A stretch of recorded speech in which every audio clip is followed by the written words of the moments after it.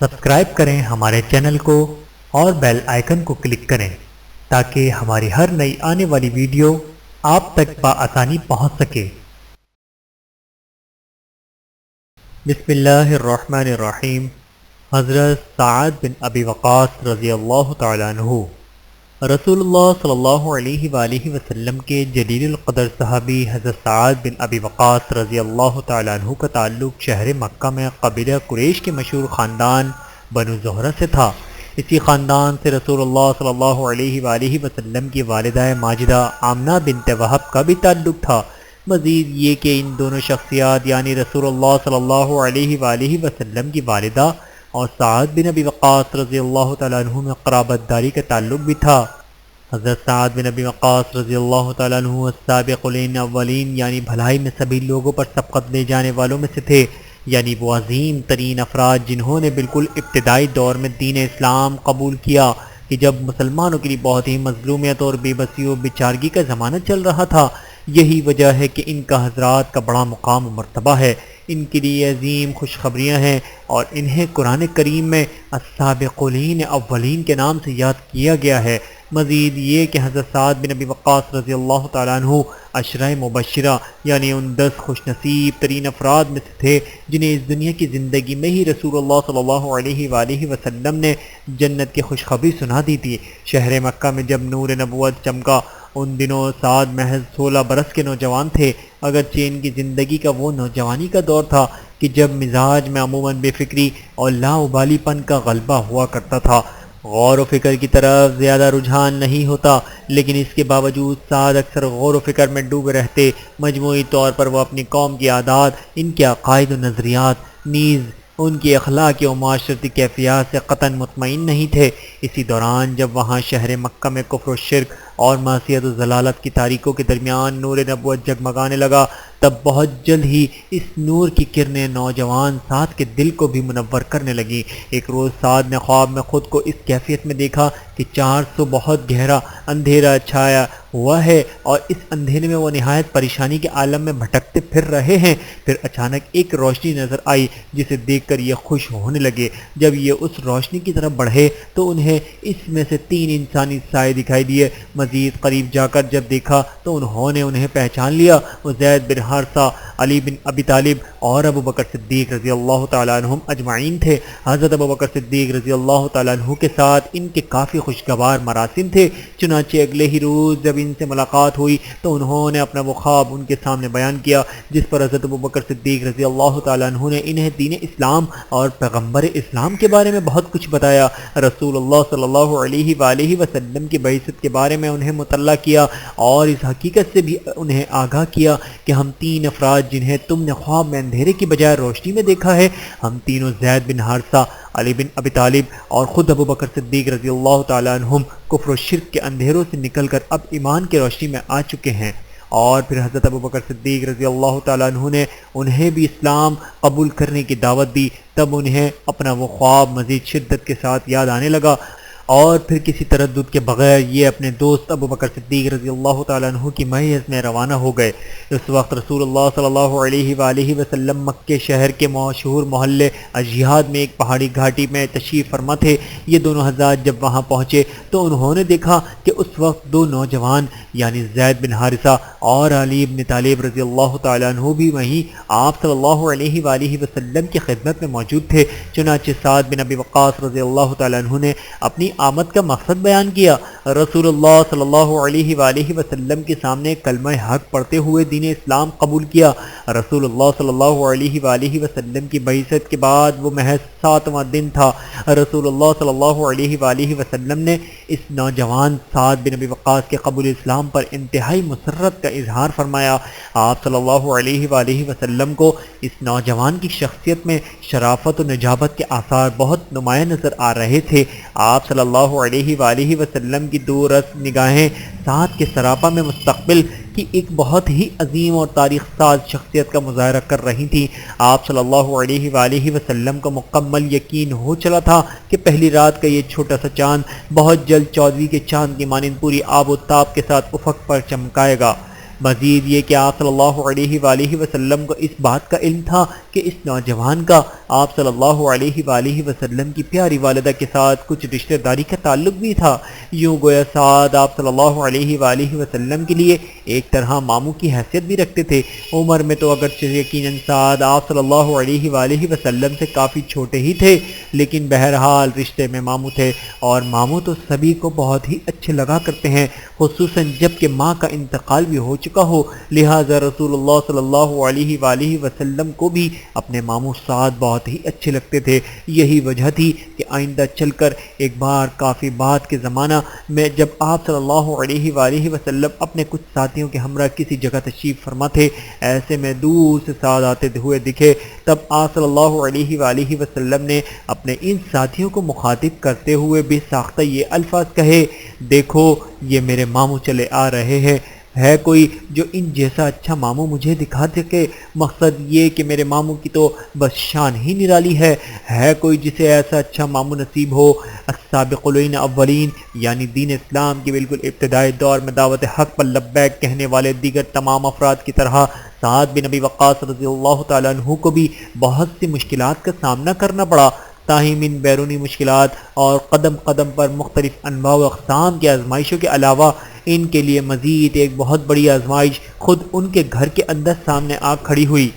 وہ مشکل ترین اور اعصاب شکن قسم کی آزمائش یہ تھی کہ سعد اپنے ماں باپ کے انتہائی لاڈلے اور چہیتے تھے، خصوصاً اپنی ماں کے ساتھ انہیں بہت زیادہ محبت تھی، لمحہ بھر کے لیے بھی انہیں ماں کی جدائی گوارا نہیں تھی۔ سعد کی ماں کو جب اپنے لاڈلے نور نظر کے قبول اسلام کی خبر ملی تو وہ بہت زیادہ خوفا ہو گئی، اپنے بیٹے کو بہت سمجھایا کہ دیکھو اپنے باپ دادا کے دین سے منہ نہ موڑو، لیکن سعد پر کوئی اثر نہ ہوا۔ آخر سعد کی ماں نے کھانا پینا چھوڑ دیا، روز بروز نکاحت بڑھتی گئی اور صحت بگڑتی چلی گئی۔ سعد سے یہ منظر دیکھا نہیں جاتا تھا۔ آخر ایک روز سعد کی ماں نے اپنے لاڈلے بیٹے کو اپنے قریب بٹھایا، پیار سے سر پر ہاتھ پھیرا اور پھر ڈبڈباتی آنکھوں اور حسرت بنی نگاہوں سے اس کی جانب دیکھتے ہوئے بولی: اے میرے بیٹے، تم اپنا یہ نیا دین چھوڑ دو، ورنہ یاد رکھنا کہ میں ہرگز نہ کچھ کھاؤں گی نہ کچھ پیوں گی، یہاں تک کہ اسی طرح میں موت کے منہ میں چلی جاؤں گی۔ تب میری اس طرح موت کے غم میں تمہارا دل چھلنی ہو جائے گا، غم تمہیں کھا جائے گا، رہتی دنیا تک ہمیشہ لوگ تمہیں تانا دیا کریں گے، یعنی لوگ تمہیں ہمیشہ اس بات کا تانا دیا کریں گے کہ تمہاری وجہ سے تمہاری ماں کا اس قدر افسوسناک انجام ہوا۔ ان تانوں سے تم کبھی اپنی جان نہیں چھڑا سکو گے، اس غم کی وجہ سے تمہارا دل ٹکڑے ہو جائے گا اور تم زندگی بھر کے لیے ضمیر کے قیدی بن کر رہ جاؤ گے۔ ظاہر ہے کہ سعد کے لیے یہ بہت تکلیف دہ صورتحال تھی، ماں کی حالت دیکھی نہیں جاتی تھی۔ کئی دن گزر گئے، سعد بار بار ماں کی خوشامد کرتے، منت سماجت کرتے کہ ماں کچھ کھا لو، کچھ پی لو، مگر ماں بھی اپنے فیصلے پر قائم رہی اور یوں شب و روز گزرتے چلے گئے۔ آخر ایک روز سعد نے اپنی ماں کو مخاطب کرتے ہوئے پرعزم اور فیصلہ کن انداز میں یوں کہا: اے امی جان، بے شک مجھے آپ سے بہت شدید محبت ہے، مگر اس سے بھی بڑھ کر میرے دل میں اللہ اور رسول کے لیے محبت ہے۔ سعد کی ماں نے جب اپنے بیٹے کی زبانی یہ الفاظ سنے، اس کا یہ عزم دیکھا اور دو ٹوک فیصلہ جان لیا، تب وہ سمجھ گئی کہ اس کا لاڈلا بیٹا دین اسلام سے اب کبھی برگزشتہ ہونے والا نہیں۔ لہٰذا اس نے اپنی ضد چھوڑ دی اور معمول کے مطابق کھانا پینا شروع کر دیا۔ بیشتر مفسرین کے بقول اسی واقعے کی وجہ سے ہی قرآن کریم کی یہ آیت نازل ہوئی: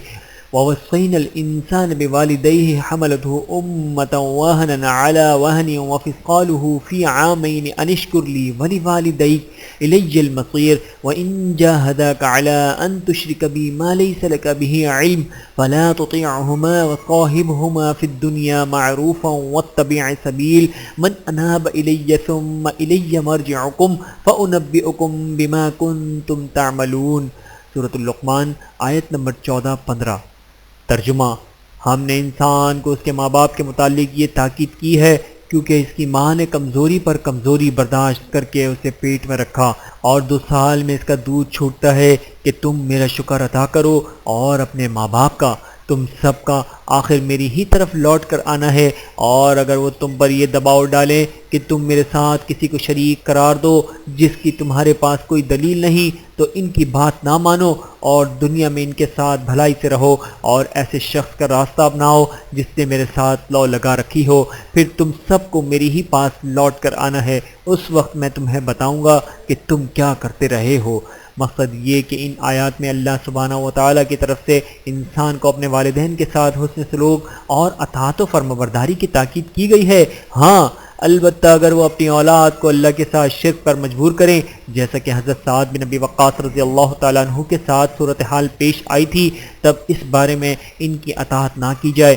مگر اس کے باوجود دنیاوی زندگی میں ان کے ساتھ خوش اخلاقی اور خوش اسلوبی کا معاملہ ہی رکھا جائے، ان کی دل آزاری اور ان کی شان میں گستاخی و بدسلوکی سے مکمل اجتناب کیا جائے، اگرچہ وہ مشرک ہوں، بلکہ اس سے بڑھ کر یہ کہ اولاد کو بھی اللہ کے ساتھ شرک پر مجبور بھی کرتے ہوں۔ چنانچہ حضرت سعد بن ابی وقاص رضی اللہ تعالیٰ عنہ نے اپنی ماں کی طرف سے دین اسلام سے دستبرداری اور بیزاری کا یہ مطالبہ تو تسلیم نہیں کیا، البتہ وہاں مکی زندگی میں وہ مسلسل اپنے والدین کے ساتھ ہی رہے اور ہر طرح ان کی خدمت اور خبرگیری کے فرائض بحسن خوبی انجام دیتے رہے۔ سعد کا ایک چھوٹا بھائی تھا جس کا نام عمیر تھا، اس دوران سعد کی کوششوں کے نتیجے میں وہ بھی مسلمان ہو گیا تھا، اور یہ چیز سعد کے لیے بہت ہی مسرت اور حوصلہ افزائی کا سبب بنی تھی۔ دین اسلام کے ابتدائی دور میں وہاں مکہ شہر میں اسی طرح شب و روز کا یہ سفر جاری رہا، آزمائشوں کے سلسلے بھی چلتے رہے۔ آخر اسی کیفیت میں نبوت کے 13ویں سال جب ہجرت مدینہ کا حکم نازل ہوا،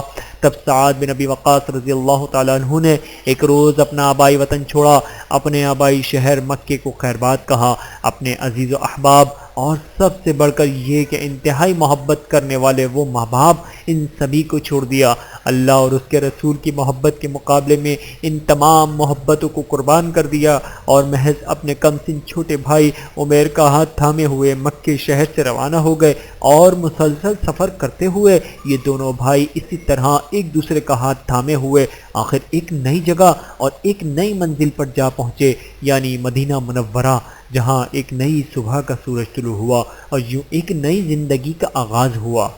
ہجرت مدینہ کے بعد دوسرے سال ہی مشرکین مکہ کو مسلمانوں کو نیست و نابود کر دینے کی حسد دل میں لیے ہوئے جب مکے سے مدینہ کی جانب روانہ ہوئے، یہ اطلاع ملنے پر مسلمان بھی مدینے سے روانہ ہوئے۔ بدر کے مقام پر مسلمانوں اور مشرکین مکہ کے مابین اولین معرکہ پیش آیا۔ اس موقع پر دیگر تمام اہل ایمان کی طرح حضرت سعد بن ابی وقاص رضی اللہ تعالیٰ عنہ بھی اپنے چھوٹے بھائی عمیر کا ہاتھ تھامے ہوئے مدینے سے بدر پہنچے۔ بڑا بھائی اور چھوٹا بھائی اس روز دونوں ہی کا جذبہ قابل دید تھا، لیکن جنگ کے آغاز سے قبل اس سربکف مجاہدین کی صفیں مرتب کرتے وقت رسول اللہ صلی اللہ علیہ وآلہ وسلم کی نظر جب عمیر پر پڑی تو آپ صلی اللہ علیہ وآلہ وسلم نے اس کی کم سنی کے باعث اسے واپس لوٹ جانے کو کہا۔ تب عمیر نے رونا شروع کر دیا۔ یہ کیفیت دے کر آخر آپ صلی اللہ علیہ وآلہ وسلم نے اسے واپس بلا لیا، اور اس کی کم سنی کے باوجود اس تاریخی غزوے میں شرکت کی اجازت مرمت فرما دی۔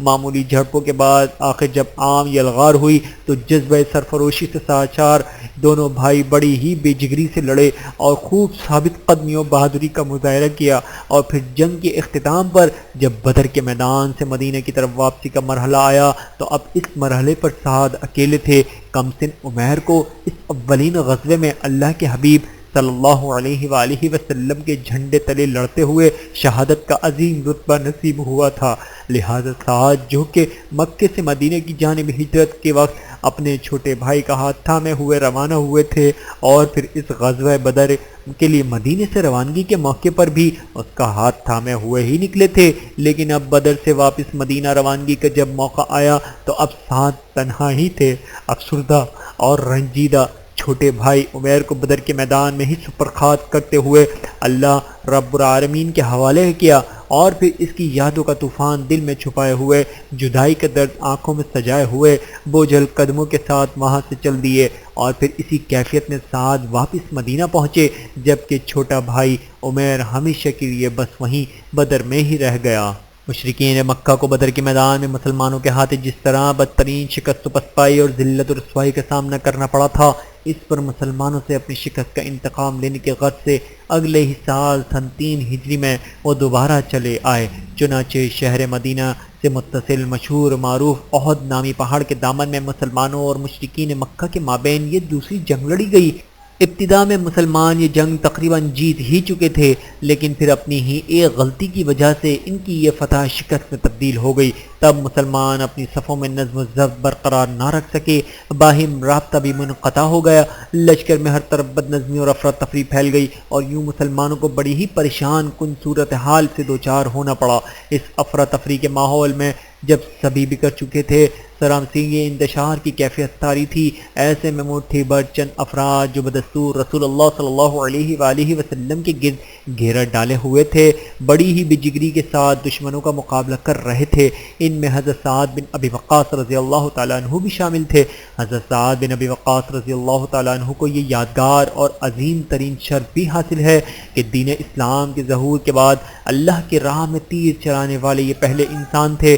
تیر اندازی میں انہیں اتنی بڑی مہارت حاصل تھی کہ ان کا نشانہ کبھی چوکتا نہیں تھا۔ اس روز رسول اللہ صلی اللہ علیہ وآلہ وسلم کی حفاظت و دفاع کا مقدس فریضہ سر انجام دیتے ہوئے سعد نے بہت زیادہ تیر چلائے۔ مسلسل تیر اندازی کی وجہ سے اس روز کتنی ہی کمانیں ان کے ہاتھوں میں ٹوٹیں۔ ان کا چلایا ہوا ہر تیر نشانے پر لگتا اور ہر تیر کے ساتھ ہی کوئی نہ کوئی مشرک ڈھیر ہو جاتا۔ اس روز ایک موقع پر رسول اللہ صلی اللہ علیہ وآلہ وسلم نے سعد کو مخاطب کرتے ہوئے یہ یادگار الفاظ ارشاد فرمائے: اے سعد، یوں ہی تیر چلاتے رہو، میرے ماں باپ تم پر قربان۔ رسول اللہ صلی اللہ علیہ وآلہ وسلم کی زبان مبارک سے نکلے ہوئے یہ الفاظ سعد بن ابی وقاص رضی اللہ تعالیٰ عنہ کی یادداشت میں ہمیشہ کے لیے پیوست ہو کر رہ گئے۔ آخر سانس تک یہ الفاظ سعد کے کانوں میں گونجتے رہے، اور ان الفاظ کو یاد کر کے سعد فرط مسرت سے ہمیشہ جھوم جھوم اٹھتے تھے۔ اسی بارے میں حضرت علی بن ابی طالب رضی اللہ تعالیٰ عنہ فرماتے ہیں،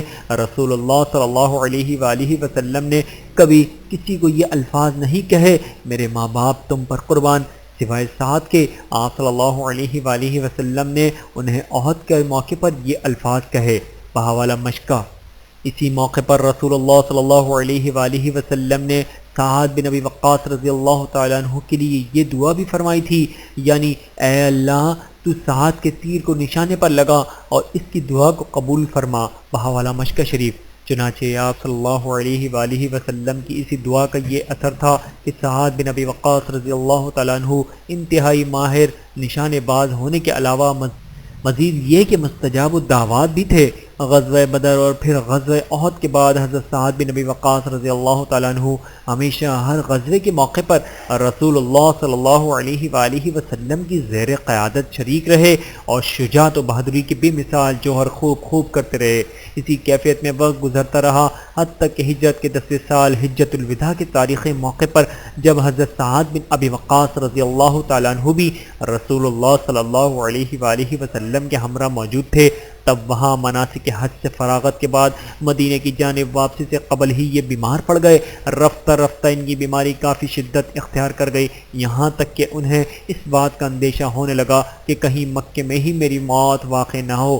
چونکہ تمام اہل ایمان کے لیے یہ حکم تھا کہ وہ مکے سے مدینہ ہجرت کر جائیں، اور یہ حکم ظاہر ہونے کے فتح مکہ سے قبل کے زمانے میں تھا کہ جبکہ مکہ دارالحرب تھا، جبکہ سن 8 ہجری میں فتح مکہ کا یادگار واقعہ پیش آنے کے بعد یہ حکم باقی نہیں رہا تھا۔ لیکن سعد رضی اللہ تعالیٰ عنہ کو بہرحال یہ فکر لاحق ہوئی کہ کہیں مدینے کے لیے واپسی سے قبل ہی یہیں مکے میں ہی میری موت واقع نہ ہو جائے، گویا ان کے نزدیک یہ ناپسندیدہ چیز تھی۔ چنانچہ انہی دنوں ان کی شدت مرض کے زمانے میں وہاں مکے میں ہی رسول اللہ صلی اللہ علیہ وآلہ وسلم ایک روز جب خود ان کی عیادت کے لیے تشریف لائے، تب درج ذیل صورتحال پیش آئی جو سعد رضی اللہ تعالیٰ عنہ نے خود اپنی زبانی بیان کی ہے۔ حجۃ الوداع کے سال جب میں شدید بیمار ہو گیا تھا، تب رسول اللہ صلی اللہ علیہ وآلہ وسلم میری عیادت کے لیے تشریف لائے۔ اس موقع پر میں نے عرض کیا: اے اللہ کے رسول، اس درد کی وجہ سے میری جو حالت ہو چکی ہے وہ تم آپ کے سامنے ہی ہے، اور میں صاحب مال ہوں جبکہ میری اکلوتی بیٹی ہے، اور کہ اللہ کے سوا اور کوئی میرا وارث نہیں ہے۔ لہٰذا کیا میں اپنا 2/3 مال یعنی 3 میں سے 2 حصے اللہ کی راہ میں صدقہ کر دوں؟ آپ صلی اللہ علیہ وآلہ وسلم نے فرمایا نہیں۔ تب میں نے عرض کیا اے اللہ کے رسول آدھا مال؟ آپ صلی اللہ علیہ وآلہ وسلم نے فرمایا نہیں۔ تب میں نے عرض کیا اے اللہ کے رسول 1/3 مال یعنی 3 میں سے 1 حصہ؟ آپ صلی اللہ علیہ وآلہ وسلم نے فرمایا 1/3 بہت کافی ہے۔ پھر آپ صلی اللہ علیہ وآلہ وسلم نے مزید فرمایا اگر تم اپنے وارثوں کو خوشحال چھوڑ کر جاؤ تو یہ بہت بہتر ہے بنسبت اس کے کہ تم انہیں مفلس و کنگال چھوڑ کر جاؤ کہ وہ لوگوں پر بوجھ بنے رہیں اور ان کے سامنے ہاتھ پھیلاتے رہیں۔ تم جب بھی اللہ کے خوشنودی کے خاطر جو کچھ بھی خرچ کرتے ہو، حتیٰ کہ جو لقمہ تم اپنی بیوی کے منہ میں ڈالتے ہو، اس پر تمہیں اللہ کی طرف سے اجر و ثواب عطا کیا جائے گا۔ تب سعد بن ابی وقاص رضی اللہ تعالیٰ عنہ کہتے ہیں کہ میں نے آپ صلی اللہ علیہ وآلہ وسلم سے دریافت کیا کیا میں اپنے ساتھیوں کے بعد تنہا یہاں مکے میں ہی رہ جاؤں گا؟ آپ صلی اللہ علیہ وآلہ وسلم نے فرمایا تم اگر اپنے ساتھیوں کے بعد تنہا رہ بھی جاؤ گے تب بھی تمہارے لیے بہتری ہی ہے، کیونکہ جب بھی تم محض اللہ کی رضا کی خاطر جو بھی عمل انجام دو گے اس سے تمہارے درجات میں زیادہ اور بلندی ہوگی۔ نیز شاید تمہیں اللہ کی طرف سے اس دنیا میں مزید زندگی عطا کی جائے، تب کچھ لوگوں یعنی اہل حق کو تم سے فائدہ پہنچے گا جبکہ دوسرے کچھ لوگوں یعنی اہل باطل کو تم سے نقصان پہنچے گا۔ بحوالہ صحیح بخاری و مسلم۔ پھر آپ صلی اللہ علیہ وآلہ وسلم نے دعا فرمائی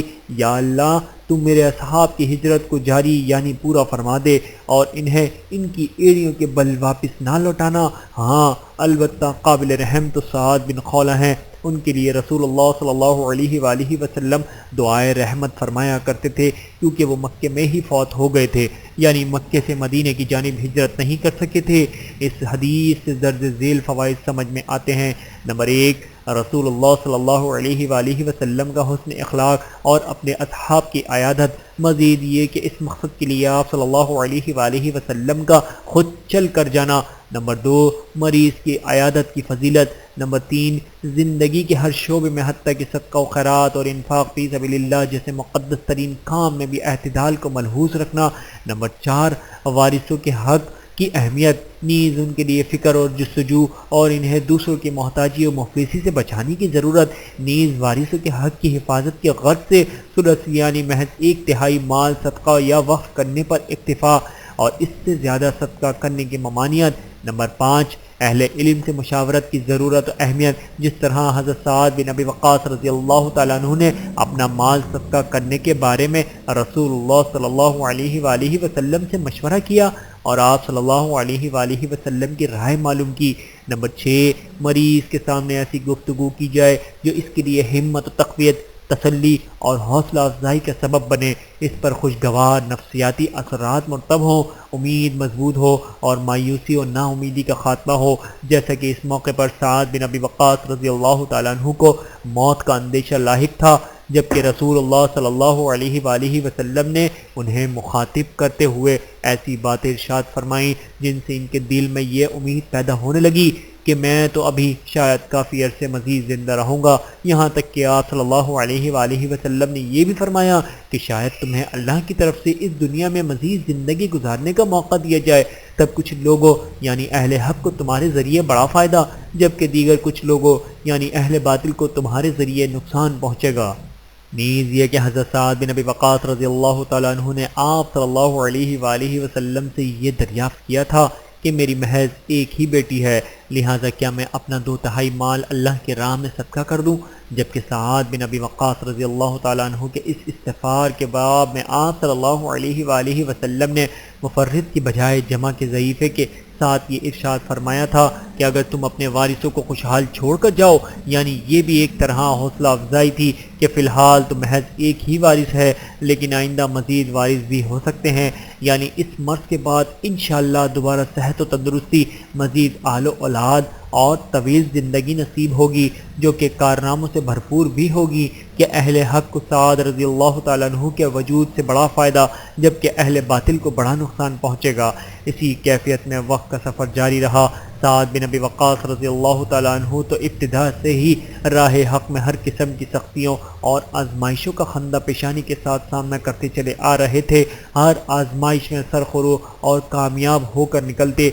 جس کے نتیجے میں ان کا مقام و مرتبہ مزید بلند ہوتا جاتا۔ جب سب سے پہلے تو دین اسلام کے ابتدائی دور میں مشرکین مکہ کی طرف سے ایذا رسانیاں، پھر خود اپنے ہی گھر کے اندر ماں کی طرف سے بھوک ہڑتال کا وہ تکلیف دہ سلسلہ، پھر گھر بار اور سب کچھ چھوڑ چھاڑ کر مکے سے ہجرت، پھر غزوہ بدر کے موقع پر چھوٹے بھائی کی شہادت، اور اس غم پر صبر سے کام لینا اور بس اللہ سے اجر و ثواب کی امید مان لینا، پھر احد کے مقام پر دن بھر مسلسل تیر اندازی، اور پھر تکلیفوں اور آزمائشوں سے بھرپور انہی یادوں کے درمیان آخر کانوں میں گونجتے ہوئے رسول اللہ صلی اللہ علیہ وآلہ وسلم کے وہ یادگار الفاظ، اے سعد یوں ہی تیر چلاتے رہو، میرے ماں باپ تم پر قربان۔ اب تب اتنے بڑے اعزاز کو یاد کر کے سعد رضی اللہ تعالیٰ عنہ ماضی کے تمام تلخیں اور مصائب و آلام کے اس تمام سلسلے کو بھول جاتے اور ان کے ہونٹوں پر مسکراہٹ پھیل جاتی۔ وقت کا پہیہ چلتا رہا۔ حضرت سعد بن ابی وقاص رضی اللہ تعالیٰ عنہ کی طرف سے رسول اللہ صلی اللہ علیہ وآلہ وسلم کی خدمت میں حاضری، کسب فیض، استفادہ، نیز آپ صلی اللہ علیہ وآلہ وسلم کی خدمت و پاسبانی کا یہ سلسلہ اسی طرح چلتا رہا۔ آپ صلی اللہ علیہ وآلہ وسلم کی طرف سے بھی سعد کے لیے محبتوں اور شفقتوں کے سلسلے مسلسل جاری رہے، حتیٰ کہ اس کیفیت میں آپ صلی اللہ علیہ وآلہ وسلم کا مبارک دور گزر گیا۔ آپ صلی اللہ علیہ وآلہ وسلم تادم آخری سعد رضی اللہ تعالیٰ عنہ سے انتہائی خوش اور مسرور و مطمئن رہے۔ حضرت سعد بن ابی وقاص رضی اللہ تعالیٰ عنہ عہد نبوی کے بعد رسول اللہ صلی اللہ علیہ وآلہ وسلم کا مبارک دور گزر جانے کے بعد خلیفہ اول حضرت ابوبکر صدیق رضی اللہ تعالیٰ عنہ کے دور میں بھی حضرت سعد بن ابی وقاص رضی اللہ تعالیٰ عنہ کو وہی بلند ترین مقام و مرتبہ حاصل رہا اور اس معاشرے میں ان کی قدر و ملت منزلت برقرار رہی۔ خلیفہ اول کے مشیر خاص اور انتہائی قریب دوست کی حیثیت سے انہیں دیکھا جاتا رہا۔ ظاہر ہے کہ ان دونوں جلیل القدر شخصیات میں بہت قدیم تعلق تھا اور پرانی شناسائی اور دوستی تھی، حتیٰ کہ مکہ شہر میں دین اسلام کے بالکل ابتدائی دور میں خود حضرت ابوبکر صدیق رضی اللہ تعالیٰ عنہ کی طرف سے دعوت کے نتیجے میں ہی تو سعد رضی اللہ تعالیٰ عنہ مسلمان ہوئے تھے جب ان کی عمر محض 16 برس تھی، اور پھر خلیفہ اول کے انتقال کے بعد جب عمر بن خطاب رضی اللہ تعالیٰ عنہ خلیفہ دوم کی حیثیت سے منصب خلافت سنبھالا، تب کچھ ایسے حالات پیدا ہوتے چلے گئے جن سے یہ بات ثابت ہو گئی کہ خالص عرض وسمہ نے سعد رضی اللہ تعالیٰ عنہ کے نصیب میں بہت زیادہ عظمت اور عفت لکھی ہوئی ہے، اور یہ سن 10 ہجری میں حجۃ الوداع کے موقع پر رسول اللہ صلی اللہ علیہ وآلہ وسلم نے انہیں مخاطب کرتے ہوئے یہ جو یادگار الفاظ ارشاد فرمائے تھے، اے سعد شاید تمہیں اللہ کی طرف سے اس دنیا میں مزید زندگی عطا کی جائے، تب کچھ لوگوں یعنی اہل حق کو تم سے فائدہ جبکہ دوسرے کچھ لوگوں یعنی اہل باطل کو تم سے نقصان پہنچے۔ شاید آپ صلی اللہ علیہ وآلہ وسلم کی اس پیشن گوئی کی تکمیل کا وقت اب آ چکا تھا۔ اس بات کو پس منظر کچھ اس طرح ہے کہ اس دور میں روئے زمین پر دو عظیم ترین قوتیں تھیں، سلطنت روم اور سلطنت فارس۔ ان دونوں میں سے سلطنت روم کی طرف سے مسلمانوں کے خلاف مسلسل جاریت کے نتیجے میں خود رسول اللہ صلی اللہ علیہ وآلہ وسلم کے دور میں ہی غزوہ موطا اور پھر تاریخی غزوہ تبوک کی نوبت آئی تھی۔ نیز آپ صلی اللہ علیہ وآلہ وسلم نے آخری ایام میں حضرت اسامہ بن زید رضی اللہ تعالیٰ عنہ کی سپہ سالاری میں رومیوں کے خلاف مناسب تادیبی کارروائی کے غرض سے ایک لشکر کی روانگی کا حکم دیا تھا، جو کہ آپ صلی اللہ علیہ وآلہ وسلم کی رحلت کے فوری بعد خلیفہ اول حضرت ابوبکر صدیق رضی اللہ تعالیٰ عنہ کے منصب خلافت سنبھالنے کے بعد اپنی منزل مقصود کی جانب روانہ ہو گیا تھا، اور پھر خلیفہ اول کے دور میں ہی رومیوں کے خلاف یہ سلسلہ جاری رہا۔ متعدد چھوٹی بڑی جنگوں کی نوبت آتی رہی، اور پھر خلیفہ دوم حضرت عمر رضی اللہ تعالیٰ عنہ کے دور میں یہ سلسلہ مزید تقویت پکڑ گیا، حتیٰ کہ اس دور میں سن 13 ہجری میں مشہور و معروف تاریخی جنگ یرموک، اور پھر سن 15 میں فتح دمشق، اور اس کے فوری بعد فتح بیت المقدس کی یادگار اور اہم ترین واقعات پیش آئے۔ دوسری طرف روئے زمین کی دوسری بڑی قوت یعنی سلطنت فارس کی طرف سے بھی مسلمانوں کے خلاف وقتاً فوقتاً مختلف مقامات پر جاریت اور اشتعال انگیزیوں کا سلسلہ جاری تھا، جس کے نتیجے میں خلیفہ اول حضرت ابوبکر صدیق رضی اللہ تعالیٰ عنہ نے اپنے مایہ ناز سپہ سالار سیف اللہ خالد بن ولید رضی اللہ تعالیٰ عنہ کو سن 11 ہجری میں یمامہ کے علاقے میں مسلمہ کذاب کی طرف سے بہت بڑے پیمانے پر برپا کردہ شورش کی نہایت کامیابی کے ساتھ مکمل سرکوبی کے بعد اب انہیں سلطنت فارس کی طرف روانگی کا حکم دیا تھا، اور تب وہ اس حکم کی تعمیل میں فارس پہنچے تھے اور وہاں مختلف علاقوں میں نہایت کامیابی کے ساتھ پیش قدمی کرتے چلے گئے۔ اور پھر سن 13 ہجری میں حضرت ابوبکر صدیق رضی اللہ تعالیٰ عنہ نے انہیں فارس کی بجائے اب سلطنت روم کے خلاف برسر پیکار اسلامی لشکر کی سپہ سالاری کے فرائض انجام سنبھالنے کے غرض سے ملک شام کی طرف کوچ کر جانے کی ہدایت کی تھی۔ الغرض سلطنت فارس کی طرف سے مسلمانوں کے خلاف جاریت کے اس سلسلے کی روک تھام کے غرض سے کیے جانے والے مختلف اقدامات کے باوجود اہل فارس وقتاً فوقتاً مسلمانوں کو نقصان پہنچاتے رہتے تھے، اور خلیفہ اول کے دور میں یہ سلسلہ اسی طرح چلتا رہا۔ اور پھر خلیفہ دوم کے دور خلافت میں جب اہل فارس نے یہ منظر دیکھا کہ یہ مٹھی بھر مسلمان کس قدر تیزی رفتاری کے ساتھ سلطنت روم کے ماتحت علاقوں اردن، فلسطین، شام، لبنان وغیرہ میں رومیوں کی عظیم الشان قوت کو رونتے ہوئے مسلسل آندھی اور طوفان کی مانند پیش قدمی کرتے چلے آ رہے ہیں، تب سلطنت فارس کے ایوانوں میں کھلبلی مچ گئی، اور انہیں اب یہ پریشانی ستانے لگی کہ کہیں ان مسلمانوں کے ہاتھوں ہمارا بھی یہی انجام نہ ہو۔ لہذا انہوں نے مسلمانوں کے خلاف اپنی جارحیت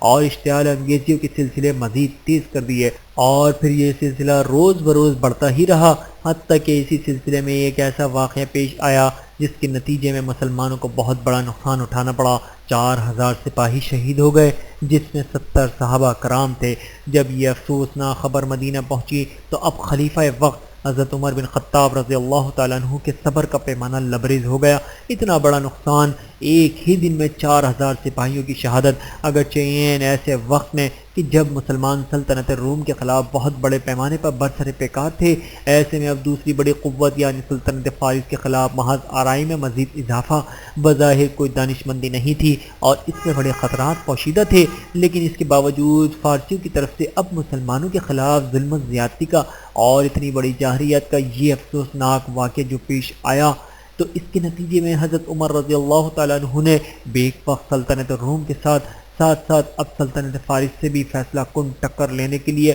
خطرناک اور یادگار فیصلہ کر ہی لیا۔ اس موقع پر حضرت عمر بن خطاب رضی اللہ تعالیٰ عنہ نے سلطنت فارس کی جانب روانہ کرنے کے غرض سے ایک نیا لشکر تیار کیا اور خود اس کی قیادت کرتے ہوئے مدینے سے فارس کی جانب روانگی کا فیصلہ کیا۔ مدینے میں موجود اکابر صحابہ کو جب عمر رضی اللہ تعالیٰ عنہ کے بارے میں یہ اطلاع ملی کہ وہ خود اس لشکر کی قیادت کرتے ہوئے مدینے سے جانا چاہتے ہیں، تب وہ سب بڑی تشویش میں مبتلا ہو گئے۔ ان میں متعدد حضرات نے حضرت عمر رضی اللہ تعالیٰ عنہ سے ملاقات کی اور انہیں قائل کرنے کی کوشش کی کہ آپ خود مدینے سے اس قدر دور سلطنت فارس کے خلاف جنگ کے غرض سے جانا کسی صورت مناسب نہیں، لیکن حضرت عمر رضی اللہ تعالیٰ عنہ نے کسی کی بات نہیں سنی اور اپنے فیصلے پر قائم رہے، بلکہ مزید کہ اس چیز کا باقاعدہ اعلان کرتے ہوئے حضرت علی بن ابی طالب رضی اللہ تعالیٰ عنہ کو اپنی اس غیر موجودگی کے دوران ان میں مدینہ اپنا نائب مقرر کر دیا۔ دوسری جانب حضرات اکابر صحابہ بدستور اپنی اسی رائے پر قائم رہے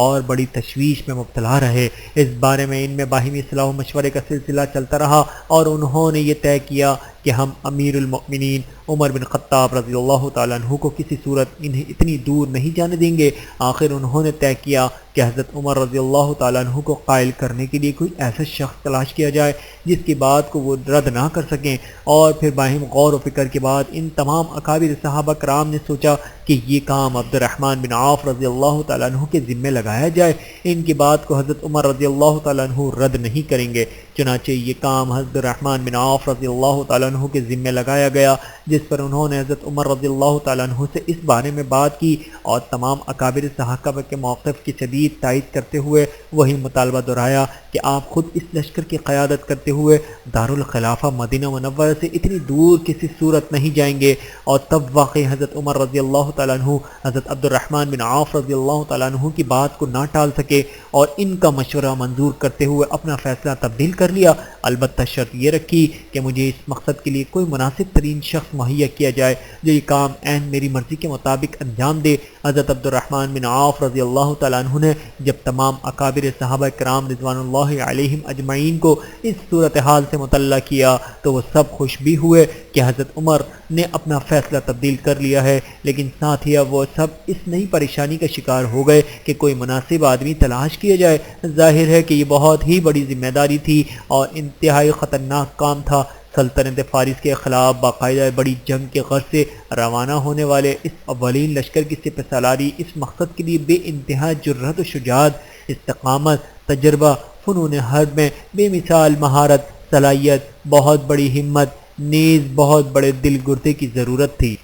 مزید پریشانی یہ کہ اس مقصد کے لیے اگر کوئی خود کو پیش کرے یا کسی دوسرے کا نام تجویز کرے، بہر صورت اگر خدا نخواستہ لشکر کو وہاں پہنچنے کے بعد ناکامی و ہزیمت کا سامنا کرنا پڑے یا اور کوئی بھی مصیبت کھڑی ہو گئی تو ذمہ دار کون ہوگا؟ یہی وجہ تھی کہ مدینہ میں تمام اکابر صحابہ اب انتہائی کوشش و پنج کی کیفیت میں پھنس کر رہ گئے تھے۔ 2-4 روز اسی کیفیت میں گزر گئے، کسی کی طرف سے کوئی جواب نہ آیا۔ حضرت عمر رضی اللہ تعالیٰ عنہ انتظار ہی کرتے رہے۔ آخر ایک روز انہوں نے اکابر صحابہ کرام کو مخاطب کرتے ہوئے خود ہی فرمایا، میں نے وہ مناسب شخص تلاش کر لیا ہے، آپ سب دیکھتے رہیے گا کہ وہ شخص عنقریب اللہ کے دشمنوں پر بس شیر کی مانند جھپٹے گا۔ حضرت عمر رضی اللہ تعالیٰ عنہ کی زبانی یہ بات سننے کے بعد تمام شہر مدینہ میں تجسس پھیل گیا کہ دیکھیں وہ کون شخص ہے، اور اسی کیفیت میں چند روز مزید گزر گئے اور اس دوران نہ کسی نام کا اعلان ہوا نہ ہی لشکر روانہ ہوا۔ تب ایک روز حضرت عمر رضی اللہ تعالیٰ عنہ نے تجسس کی اس کیفیت کو محسوس کرتے ہوئے فرمایا،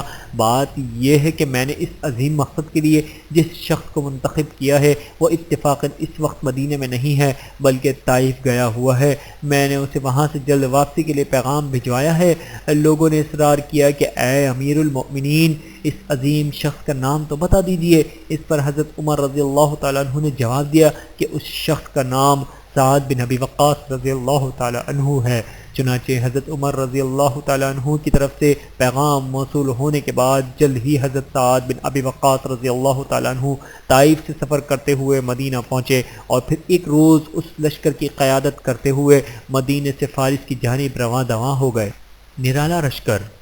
حضرت سعد بن ابی وقاص رضی اللہ تعالیٰ عنہ جس لشکر کی قیادت کر رہے تھے یہ بڑا ہی نرالا لشکر تھا، اس وجہ سے نہیں کہ اس میں جنگجوؤں یا سپاہیوں کی تعداد بہت زیادہ تھی یا سامان حرب کی بڑی فروانی تھی، نہیں، ایسی تو کوئی بات نہیں تھی۔ البتہ اس کے باوجود یہ لشکر نرالا اس وجہ سے تھا کہ بہت مبارک شخصیات پر مشتمل تھا۔ مثلاً اس لشکر میں 99 بدری حضرات تھے، یعنی جنہوں نے سن 2 ہجری میں حق و باطل کے درمیان اولین اور اہم ترین غزوہ بدر میں شرکت کی تھی۔ 315 رضوانی حضرات تھے، یعنی سن 5 ہجری میں بیعت رضوان کے یادگار موقع پر جنہوں نے رسول اللہ صلی اللہ علیہ وآلہ وسلم کے دست مبارک پر جانثاری کی بیعت کی تھی۔ 300 حضرات ایسے تھے جو سن 8 ہجری میں فتح مکہ کے یادگار موقع پر رسول اللہ صلی اللہ علیہ وآلہ وسلم کے ہمراہ تھے۔ 700 افراد وہ تھے جو اس وقت مدینہ منورہ میں موجود اکابر صحابہ کرام میں سے بڑی ہی جلیل القدر شخصیات کے نوجوانوں کے بیٹے تھے۔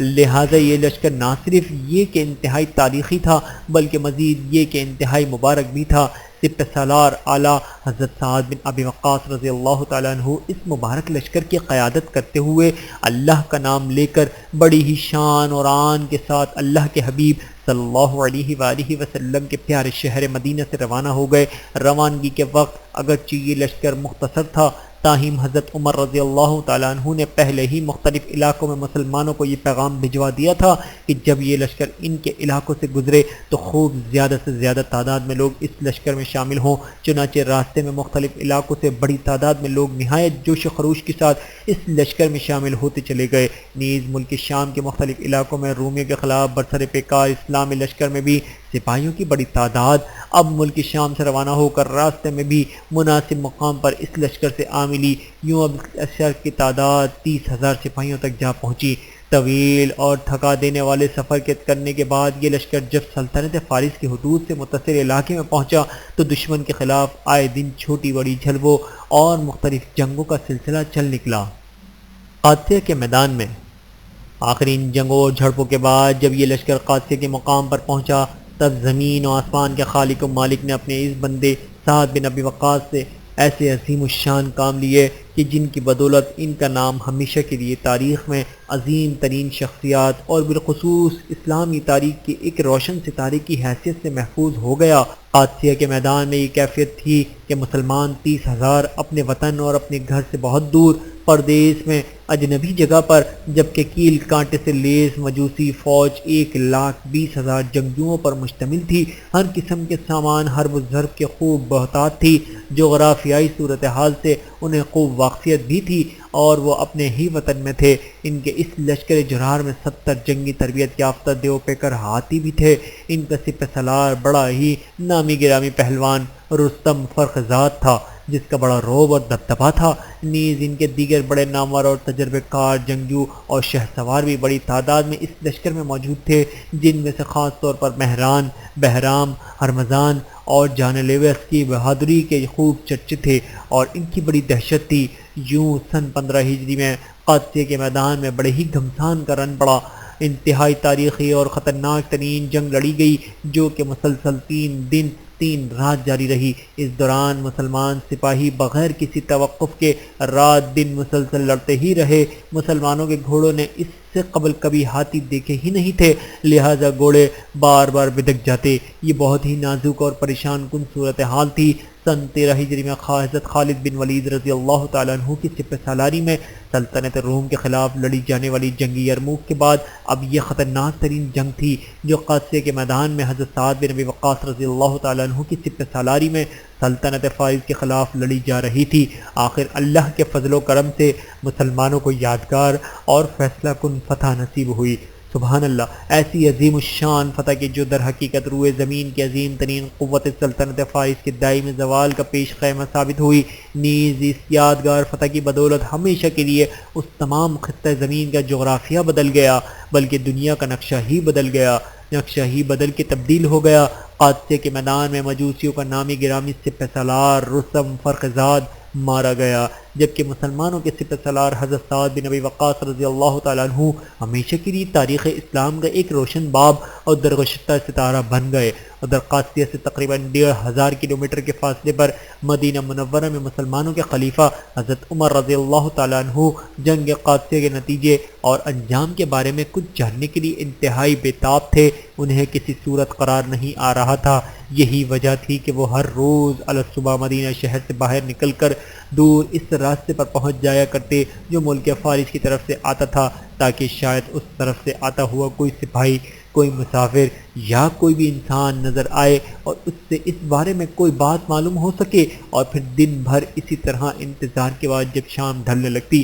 تو وہ واپس مدینہ لوٹ آتے۔ ایک روز وہ اسی طرح جب شہر سے باہر شدت سے کسی کی آمد کے منتظر تھے، اس دوران انہیں ایک اونٹ سوار نظر آیا جو کہ بڑی تیز رفتاری کے ساتھ مدینہ شہر کی جانب محو سفر تھا۔ تب انہوں نے اسے روکنے کی کوشش کرتے ہوئے اس سے دریافت کیا کہ تم کہاں سے آ رہے ہو؟ اس سوار نے رکنے کے بغیر فقط اتنا کہا، من سعد، یعنی سعد کی طرف سے۔ تب حضرت عمر رضی اللہ تعالی عنہ نے بڑی بے قراری اور بے چینی کی کیفیت میں اسے مخاطب کرتے ہوئے کہا، یا عبداللہ حد سنی، یعنی اے اللہ کے بندے مجھے کچھ بتاؤ تو صحیح۔ جواب میں اس نے فقط اتنی بات کہی، حزم اللہ عدو، یعنی اللہ نے دشمن کو شکست سے دشار کیا۔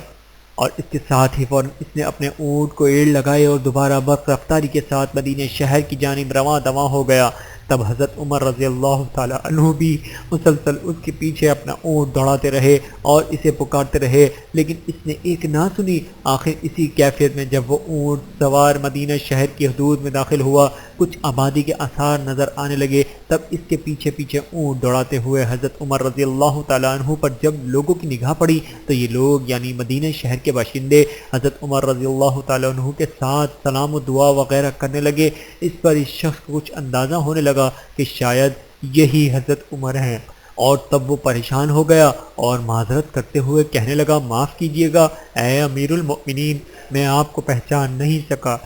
چونکہ ہمارے سپہ سالار سعد بن ابی وقاص رضی اللہ تعالیٰ عنہ کا حکم یہی تھا کہ ان کی طرف سے تحریر کردہ یہ خط جلد از جلد امیر المؤمنین تک پہنچایا جائے، لہٰذا میں نے ان راستے میں آپ سے زیادہ گفتگو نہیں کی اور نہ ہی میں آپ کو پہچان سکا۔ اور پھر اس شخص نے حضرت سعد بن ابی وقاص رضی اللہ تعالیٰ عنہ کی طرف سے تحریر کردہ وہ مکتوب خلیفہ وقت حضرت عمر رضی اللہ تعالیٰ عنہ کے حوالے کیا، جس میں سعد رضی اللہ تعالیٰ عنہ کی طرف سے فتح قادسیہ کے عظیم ترین واقعہ یہ اطلاع تحریر تھی۔ حضرت عمر رضی اللہ تعالیٰ عنہ نے نہایت بے تابی کے ساتھ وہ خط پڑھا اور پھر فوراً ہی اندرون مدینہ کی طرف پیش قدمی کرتے ہوئے بآواز بلند یہ اعلان فرمایا، یعنی نماز تیار ہے، مقصد یہ کہ سبھی لوگ نماز کے لیے جلد از جلد مسجد میں جمع ہو جائیں۔ اور پھر عظیم الشان اور تاریخی فتح یعنی فتح قادسیہ کی خوشی میں خلیفہ وقت حضرت عمر رضی اللہ تعالیٰ عنہ کی امامت میں مسجد نبوی میں نماز شکر ادا کی گئی، جس میں مدینہ کے باشندوں نے بہت بڑی تعداد میں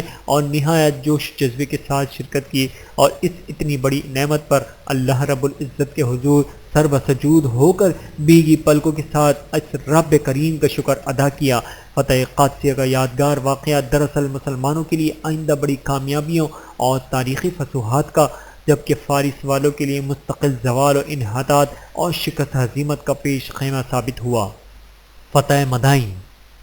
فتح قادسیہ کے بعد کچھ عرصے وہاں انتظامی امور اور دیگر مختلف معاملات کی ترتیب و تنظیم میں گزر گیا۔ اس کے بعد سپہ سالار اعلیٰ حضرت سعد بن ابی وقاص رضی اللہ تعالیٰ عنہ نے خلیفہ وقت امیر المؤمنین حضرت عمر رضی اللہ تعالیٰ عنہ سے سلطنت فارس کے علاقوں میں مزید پیش قدمی کی اجازت طلب کی۔ چنانچہ خلیفہ وقت کی طرف سے اجازت ملنے پر اسلامی لشکر نے مزید پیش قدمی کا سلسلہ شروع کیا۔ چھوٹے بڑے مختلف علاقے، بستیاں اور شہر یکے بعد دیگر فتح ہوتے چلے گئے۔ آخر سن 16 ہجری میں ایک دن ایسا بھی آیا کہ جب حضرت سعد بن ابی وقاص رضی اللہ تعالیٰ عنہ روئے زمین کی عظیم ترین قوت سلطنت فارس کے دارالحکومت اور اس دور کے انتہائی عظیم الشان اور پرشکوہ شہر مدائن کے فصیل کے سامنے کھڑے تھے، ہزاروں میل دور مکے کے گلی کوچوں میں کھیل کود کر جوان ہونے والا یہ انسان وہاں مکے میں اپنی ماں کی بھوک ہڑتال کے صدمے برداشت کرنے والا یہ شخص بدر کے میدان میں اپنے چھوٹے اور بہت ہی لاڈلے بھائی کو خود اپنے ہی ہاتھوں سپرد خاک کر دینے کے انتہائی تکلیف دہ مرحلے سے گزرنے والا یہ شخص، احد کے میدان میں دن بھر تیر چلا چلا کر ہلکان ہو جانے والا یہ شخص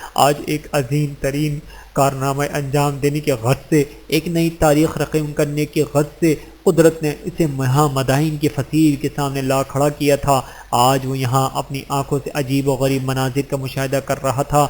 گزشتہ 1000 سال سے مسلسل انتہائی متعلق العنائی اور بڑے ہی جلال کے ساتھ فارس پر حکمرانی کرنے والے ساسانی خاندان کی ترقی و عروج، شان و شوکت، یہ سب کچھ سمٹ کر اسی تاریخی شہر مدائن میں اپنی تماتر رونقیں اور رونائیوں کے ساتھ جلوہ افروز تھا۔ حد نگاہ تک آنکھوں کو خیرہ کر دینے والے شاہی محلات کا ایک عجیب و غریب سلسلہ تھا، جن کے در و دیوار سے صدیوں کی شان و شوکت جھلک رہی تھی۔ ساسانی خاندان سے تعلق رکھنے والے فارسی شہنشاہوں کا رعب اور دبدبہ جھاگ رہا تھا۔ انہی عظیم الشان شاہی محلات میں ایک محل وہ بھی تھا کہ جہاں محض 10 سال قبل انتہائی غرور و تکبر اور بد اخلاقی و بد مزاجی کا مظاہرہ کرتے ہوئے کسریٰ خسور پرویز نے رسول اللہ صلی اللہ علیہ وآلہ وسلم کے نامہ مبارک محض اس لیے چاک کر ڈالا تھا اور پرزے پرزے کر کے پھینک دیا تھا کہ اس میں سب سے اوپر اللہ عز و جل کا نام تحریر تھا۔ کسریٰ یہ چیز برداشت نہیں کر سکا تھا کہ اللہ کا نام اوپر اور کسریٰ کا نام نیچے تحریر کیا گیا تھا۔ حضرت سعد بن ابی وقاص رضی اللہ تعالیٰ عنہ وہاں مدائن شہر کی فصیل کے سامنے کھڑے ہوئے ان شاہی محلات اور نظروں کو خیرہ کر دینے والی ان عمارات کو دیکھتے رہے، اور تب وہ بے اختیار تصور کی دنیا میں کھو گئے۔ آج سے 13 سال قبل کا وہ منظر نگاہوں کے سامنے گھومنے لگا جب خندق کھودتے وقت ایک سخت چٹان کسی سے ٹوٹ نہیں رہی تھی، تب خود رسول اللہ صلی اللہ علیہ وآلہ وسلم نے اس پر ایک ضرب لگائی تھی جس سے وہ چٹان پاش پاش ہو گئی تھی، اور تب فاصلے سمیٹ دیے گئے تھے۔ رسول اللہ صلی اللہ علیہ وآلہ وسلم کی نگاہیں کسی جانب ٹک کر رہ گئی تھیں۔ لوگوں نے جب حیرت سے اس جانب دیکھا تو انہیں کچھ نظر نہیں آیا، البتہ اس موقع پر اللہ اللہ عز و جل کی قدرت سے رسول اللہ صلی اللہ علیہ وآلہ وسلم کو وہاں مدینے سے ہزاروں میل کی مسافت پر واقع سلطنت فارس کے عظیم بادشاہوں اور تاجداروں کے انہی عظیم الشان محلات کا مشاہدہ کرایا گیا تھا۔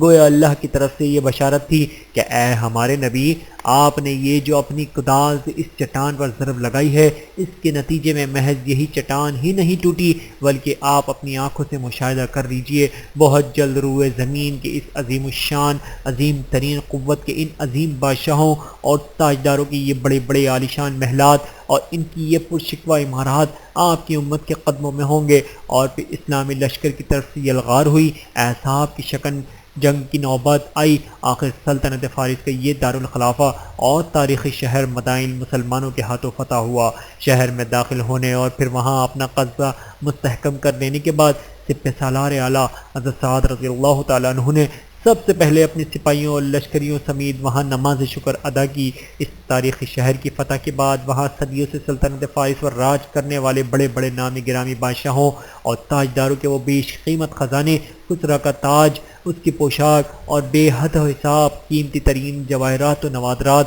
یہ سب کچھ بہت بڑی مقدار میں بطور غنیمت مسلمانوں کے ہاتھ آیا۔ اور جب اتنی بڑی مقدار میں یہ قیمتی ترین خزانے، سونا چاندی، زیورات و جواہرات، کسریٰ کا تاج، اس کے کنگن، اس کی پوشاک، شاہی خاندان کے نوادرات اور بہت کچھ، یہ تمام چیزیں حضرت سعد بن ابی وقاص رضی اللہ تعالیٰ عنہ نے مسلمانوں کے دارالخلافہ یعنی مدینہ منورہ میں خلیفۃ المسلمین حضرت عمر رضی اللہ تعالیٰ عنہ کو بھجوائیں تاکہ وہاں اسلامی بیت المال میں یہ سب کچھ جمع کر دیا جائے۔ چنانچہ یہ مال غنیمت جب مدینہ پہنچا تو حضرت عمر رضی اللہ تعالیٰ عنہ نیز دیگر اکابر صحابہ کرام نے جب یہ منظر دیکھا تو انہیں اپنی آنکھوں پر یقین نہیں رہا، اور تب ان سب کی طرف متوجہ ہوتے ہوئے اور بڑی ہی خوشگوار حیرت کا اظہار کرتے ہوئے حضرت عمر بن خطاب رضی اللہ تعالیٰ عنہ نے حضرت سعد بن ابی وقاص رضی اللہ تعالیٰ عنہ اور ان کے ساتھیوں کے بارے میں یہ تاریخی کلمات کہے: وہ لوگ جنہوں نے یہ سب کچھ یہاں ہمارے لیے بھیج دیا ہے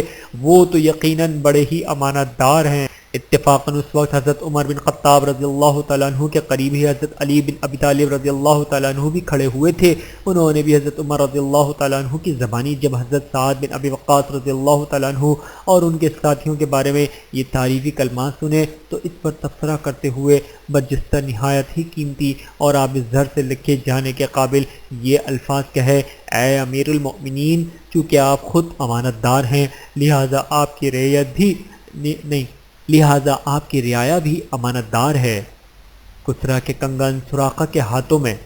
ملک فارس سے آئے ہوئے ان بیش قیمت خزانوں اور نوادرات و جواہرات میں وہاں کے بادشاہ کسریٰ کے قیمتی ترین کنگن بھی موجود تھے۔ خلیفہ وقت حضرت عمر رضی اللہ تعالیٰ عنہ کی نظر جب ان پر پڑی تو انہوں نے فوراً سراقہ بن مالک کو بلوایا اور خود اپنے ہاتھوں سے یہ پیش قیمت کنگن اسے پہنائے۔ کوفہ شہر کی بنیاد حضرت سعد بن ابی وقاص رضی اللہ تعالیٰ عنہ جب سلطنت فارس کا دارالحکومت مدائن فتح کر چکے اور وہاں مسلمانوں کا قبضہ خوب مستحکم ہو چکا، تب خلیفہ وقت حضرت عمر رضی اللہ تعالیٰ عنہ نے انہیں یہ پیغام بھیجا کہ مدائن فتح ہو جانے کے بعد اسے اپنا مستقبل مرکز نہ بنایا جائے بلکہ اس مقصد کے لیے کسی مناسب جگہ کا انتخاب کر کے وہاں ایک نئے شہر بسایا جائے۔ چنانچہ اس حکم کی تعمیل کرتے ہوئے سپہ سالار اعلیٰ حضرت سعد بن ابی وقاص رضی اللہ تعالیٰ عنہ نے اپنے چند معاونین کے ہمراہ مناسب مقام کی تلاش شروع کی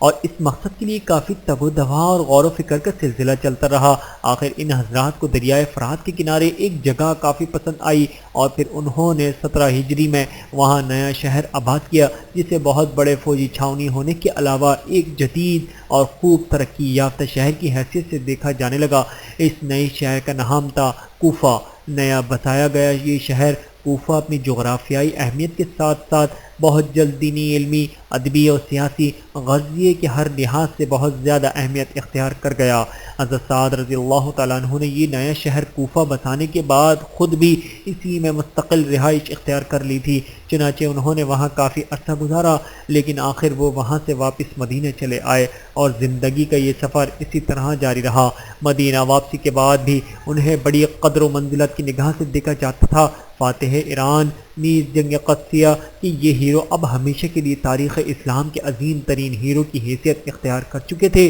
اللہ رب العزت نے یہ اتنی بڑی عزت اور ایسا عظیم الشان مقام و مرتبہ اپنے اس بندے کے نصیب میں لکھا ہوا تھا۔ ایک زمانہ وہ تھا کہ جب سعد بالکل نوعمر تھے، مکے میں قبیلہ قریش کے معزز ترین خاندان بنو زہرہ سے تعلق رکھنے والے ایک بہت ہی خوشحال گھرانے میں اپنے والدین کی یہ انتہائی لاڈلے اور چہیتے نور نظر تھے۔ دن بھر اپنے ہم عمر نوجوانوں کے ہمراہ مکے کی گلی کوچوں میں کھیل کود میں مشغول رہا کرتے تھے، اور پھر ایک روز حضرت ابوبکر صدیق رضی اللہ تعالیٰ عنہ انہیں اپنے ہمراہ رسول اللہ صلی اللہ علیہ وآلہ وسلم کی خدمت میں لے آئے تھے، اور تب ان کا دل ایمان کی نور سے جگمگا اٹھا تھا۔ اس وقت یہ محض 16 برس کے نوجوان تھے۔ ان کے قبول اسلام کی وجہ سے تمام مشرکین مکہ ان کے دشمن بن گئے تھے۔ گھر سے باہر ایذا رسانیہ کے وہ سلسلے، اور پھر خود اپنے گھر کے اندر بھی دکھ اور اذیت کے وہ مراحل، جب ماں کھانا پینا چھوڑ کر بیٹھ گئی، کمزوری و نکاہت کی وجہ سے بستر سے لگ گئی، پھر ایک روز چھوٹے بھائی کا ہاتھ تھامے ہوئے مکے سے روانگی،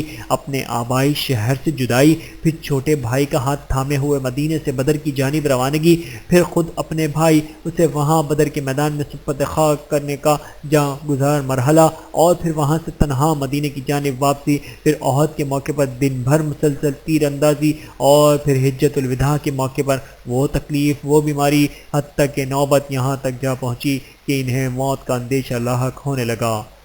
تب رسول اللہ صلی اللہ علیہ وآلہ وسلم ان کی عیادت کے لیے تشریف لائے تھے۔ آپ صلی اللہ علیہ وآلہ وسلم نے اس موقع پر انہیں مخاطب کرتے ہوئے یہ الفاظ ارشاد فرمائے تھے: اے سعد، شاید تمہیں اللہ کی طرف سے اس دنیا میں مزید زندگی عطا کی جائے، تب کچھ لوگوں یعنی اہل حق کو تم سے بہت بڑا فائدہ ہوگا، جبکہ دوسرے کچھ لوگوں یعنی اہل باطل کو تم سے بہت بڑا نقصان پہنچے گا۔ اور پھر بینہ ایسا ہی ہوا، روئے زمین کے عظیم ترین قوت یعنی سلطنت فارس کے خاتمے کی شکل میں اہل حق کو سعد رضی اللہ تعالیٰ عنہ کے ذریعے بہت بڑا فائدہ،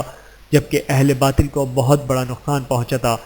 کوفے میں طویل قیام کے بعد سعد بن ابی وقاص رضی اللہ تعالیٰ عنہ کی جب مدینہ واپسی ہوئی، تب وہاں مدینہ شہر میں ان کی وہی حیثیت اور قدر و منزلت بدستور برقرار رہی، حتیٰ کہ خلیفہ دوم امیر المؤمنین حضرت عمر رضی اللہ تعالیٰ عنہ قاتلانہ حملے کے نتیجے میں جب شدید زخمی ہو گئے، بچنے کی امید کم تھی، تب اکابر صحابہ نے، متعدد شخصیات نے یہ اصرار کیا تھا کہ اے امیر المؤمنین، آپ اپنا کوئی جانشین مقرر کر دیجئے۔ اس پر حضرت عمر نے جن 6 افراد کے نام گنواتے ہیں وہ یہ تاکید کی تھی کہ یہی 6 افراد باہم مشاورت کے بعد آپس میں سے ہی کسی کو منصب خلافت کے لیے منتخب کر لیں۔ ان 6 افراد میں حضرت سعد بن ابی وقاص رضی اللہ تعالیٰ عنہ بھی شامل تھے۔ کوفے سے مدینہ واپسی کے بعد اب سعد بن رضی اللہ تعالیٰ عنہ کا زیادہ وقت اللہ کی عبادت و خلوت و نشینی میں بسر ہونے لگا تھا۔ اسی کیفیت میں شب و روز کا سفر جاری رہا۔ وقت کے ساتھ ساتھ ضعیف اور کمزوری بھی بڑھتی چلی گئی۔ اپنی زندگی کے آخری دنوں میں ایک روز اپنے گھر والوں سے کہا کہ فلاں جگہ میرا ایک صندوق رکھا ہے، وہ لے آؤ۔ چنانچہ وہ صندوق حاضر کیا گیا۔ سعد بن ابی وقاص رضی اللہ تعالیٰ عنہ نے ان سب کے سامنے وہ صندوق کھولا تو اس میں سے ایک نہایت ہی بوسیدہ، خستہ حال اور بہت ہی پرانا لباس برآمد ہوا۔ ان کے اہل و عیال ابھی حیرت میں گم سم تھے، منظر دیکھ رہے تھے کہ سعد رضی اللہ تعالیٰ عنہ نے انہیں مخاطب کرتے ہوئے کہا: میری طرف سے یہ وصیت یاد رکھنا کہ میری وفات کے بعد مجھے اس لباس میں کفن دیا جائے۔ تب وہ سبھی افراد مزید حیرت و تعجب کی کیفیت میں استفان امتاز میں ایک دوسرے کی جانب دیکھنے لگے، بالخصوص یہ کہ تماتر خوشحالی اور فروانی کے باوجود اس قدر پرانے اور بوسیدہ لباس میں تکفین اور پھر تدفین کی یہ خواہش اور یہ وصیحت۔ تب ان کی اس حیرت کو محسوس کرتے ہوئے اس عظیم ترین انسان یعنی حضرت سعد بن ابی وقاص رضی اللہ تعالیٰ عنہ نے انہیں مخاطب کرتے ہوئے فرمایا: غزوہ بدر میں شرکت کے موقع پر میں نے یہی لباس پہن رکھا تھا۔ اس دن سے آج تک میں نے یہ لباس اپنے کفن کے لیے سنبھال کر رکھا ہوا ہے، اور میں چاہتا ہوں کہ اللہ کے سامنے میں اسی لباس میں پیش ہوں۔ یعنی حضرت سعد بن ابی وقاص رضی اللہ تعالیٰ عنہ نے غزوہ بدر سے لے کر اپنے انتقال تک یعنی تقریباً 53 سال سے مسلسل یہ لباس اسی مقصد کے لیے سنبھال کر رکھا ہوا تھا۔ اور پھر چند روز بعد اللہ کا یہ عظیم سپاہی رسول اللہ صلی اللہ علیہ وآلہ وسلم کے انتہائی جلیل القدر صحابی، تاریخ اسلام کا یہ روشن ستارہ یعنی حضرت سعد بن ابی وقاص رضی اللہ تعالیٰ عنہ سن 55 ہجری میں 82 سال کی عمر میں اس جہان فانی سے منہ موڑ گئے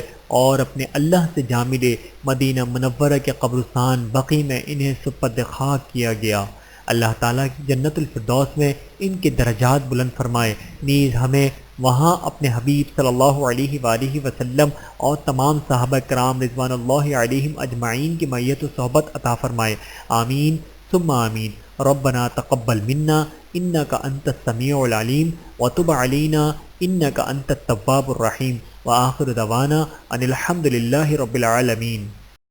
ویڈیو دیکھنے کا بہت شکریہ۔ مزید ویڈیوز دیکھنے کے لیے ہمارے چینل کو سبسکرائب کریں۔ اگر ویڈیو پسند آئے تو لائک کریں۔ اچھی بات کو دوسروں تک پہنچانا صدقہ جاریہ ہے۔ جزاکم اللہ خیرا کثیرا۔ اپنا اور اپنے پیاروں کا بہت زیادہ خیال رکھیے گا اور مجھے دعاؤں میں یاد رکھیے گا۔ Take care. اللہ حافظ۔